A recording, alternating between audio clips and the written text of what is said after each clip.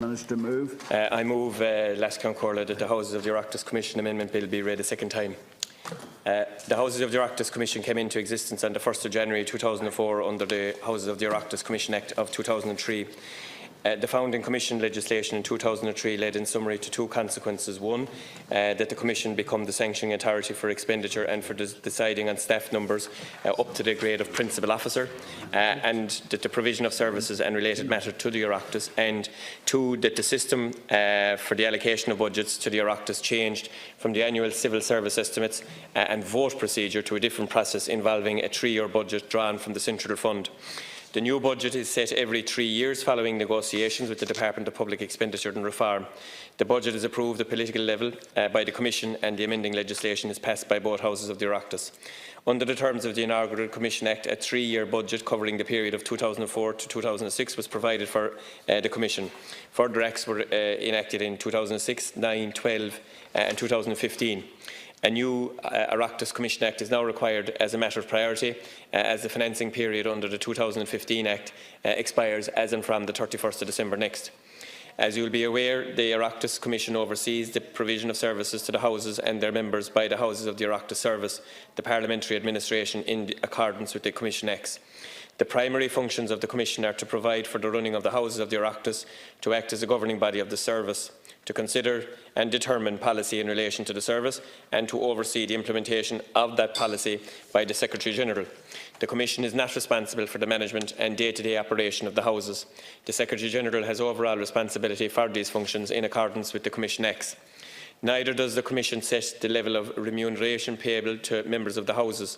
Salaries, pensions and allowances are determined by the Minister for Public Expenditure and Reform. The Commission is accountable to the Parliament and represents annual reports of its work to both Houses, together with estimates and accounts of expenditure. The Houses of the Oireachtas Service is the public service body which administers the Houses of the Oireachtas on behalf of the Commission as the governing authority. The functions of the service are set out in legislation. They can be broadly summarised as the provision of professional advice and support services to the Commission, the Houses and their committees and the members of both Houses. The primary purpose of this bill is to make available the funding for the Commission over the coming 3 years. The bill proposes to make available to the Commission a sum not exceeding €422.27 million to carry out its functions for the 3-year period from the 1st of January 2019 to the 31st of December 2021. This sum has been agreed between the Commission and the Department of Public Expenditure and Reform, and takes into account foreseen expenditure over the 3-year period. The figure of €422.27 million over the 3 years comprises €149 million in 2019, €136 million in 2020 and €137 million in 2021, and represents a €53 million or 14% increase on the 16 to 18 allocations. The major element of this increase sought relate to a once-off general election of some €9 million,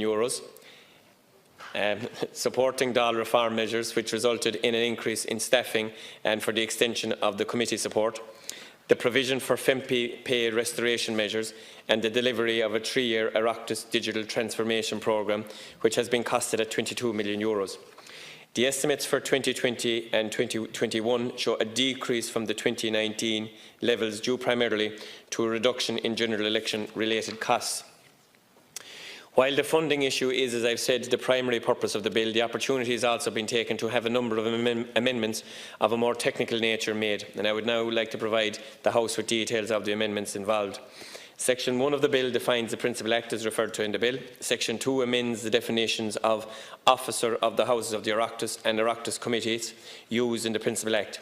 Section 3 contains a number of amendments to Section 4 of the Principal Act, namely the clarification of the current position regarding amendments to the Oireachtas Allowance and Members Act of 1962, which enables the granting of secretarial facilities to members of the Houses of the Oireachtas. A provision to enable the Commission to make fiscal and economic advice and information available to members of the Oireachtas and to Oireachtas committees. This is to provide a statutory underpinning for the work of the Parliamentary Budget Office, which provides this service as part of the Houses of the Oireachtas Service under the Commission.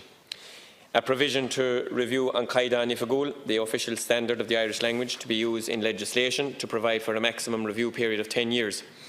A new provision that enables the Commission to initiate, defend or seek to participate in legal proceedings without the prior authorisation from the House of the Oireachtas in specified circumstances.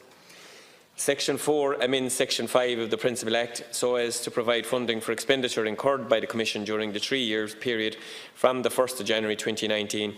The amount of funding for that period is capped at $422.27 million. $422,270,000.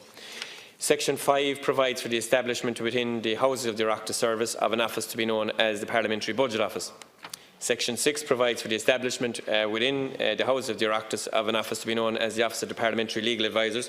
Section 7 amends Schedule 1 of the Principal Act so as to include the single public service pension scheme for members of the staff of the Commission and members of the Oireachtas. And finally, Section 8 sets out the short title, collective citation and commencement date for the Act, and I commend the bill to the House.